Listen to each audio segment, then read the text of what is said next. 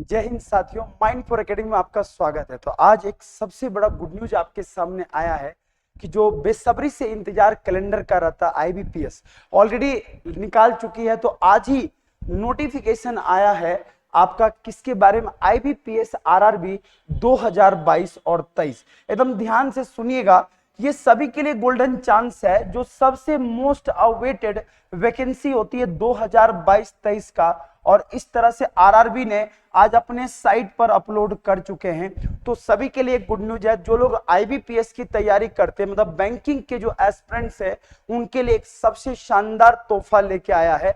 तो मैं आपको ये पूरा डिटेल में बताऊंगा। और 7 तारीख से इसके फॉर्म भराए जा रहे हैं, मतलब कल से इसका फॉर्म भराए जा रहे हैं। तो फिर इंतजार किस बात का, माइंड फॉर एकेडमी के साथ हम लोग शुरू करते हैं।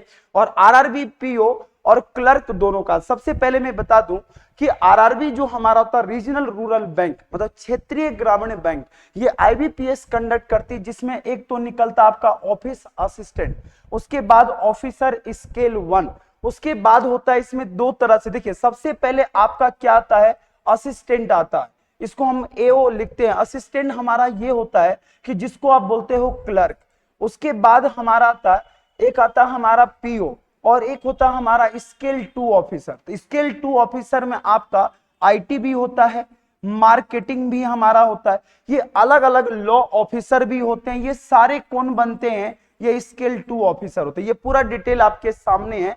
तो स्केल 2 और स्केल 3, तो आईबीपीएस में एग्रीकल्चर भी अगर किसी ने पास किया वो भी फॉर्म भर सकता है। तो ये शानदार अपॉर्चुनिटी है। तो पेपर पैटर्न बहुत ही शानदार है। मैं बहुत जल्द इसके ऊपर वीडियो लेके आऊंगा।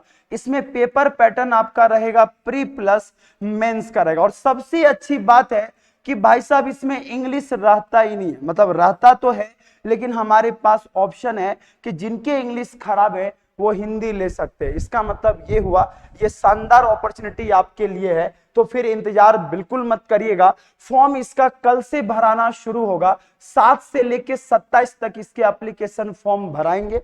उसके बाद अगर देखा जाए, pre exam training SC ST के लिए कराया जाता है, जो 18/7 से होगा। और प्रीलिमिनरी एग्जाम जो इसका होगा अगस्त में, मतलब यहां से लेके अब आपके पास कंप्लीट अगर देखा जाए तो 3 महीने देखा जाए। मतलब अगर मैं कल से फॉर्म भरने की बात करूं, अगस्त तक जाऊं, तो अगस्त के फर्स्ट वीक भी हो सकता है, बल्कि 2 ही महीने आपके पास टाइम है। मतलब 60 डेज में आपको 360 डिग्री से बदलना होगा। तो फिर इंतजार बिल्कुल मत करिएगा और तैयार हो जाइए। इसका मेंस जो होगा वो सितंबर में होगा। उसके बाद इसके मेंस पूरी तरह से सिंगल रहेंगे सितंबर, और प्रीलिमिनरी सितंबर। और यहां पर आपके पास रिजल्ट की अगर हम बात करें तो सितंबर में रिजल्ट आएगा। इसका मतलब अगस्त के लास्ट वीक में इसके क्या होंगे, पेपर होंगे।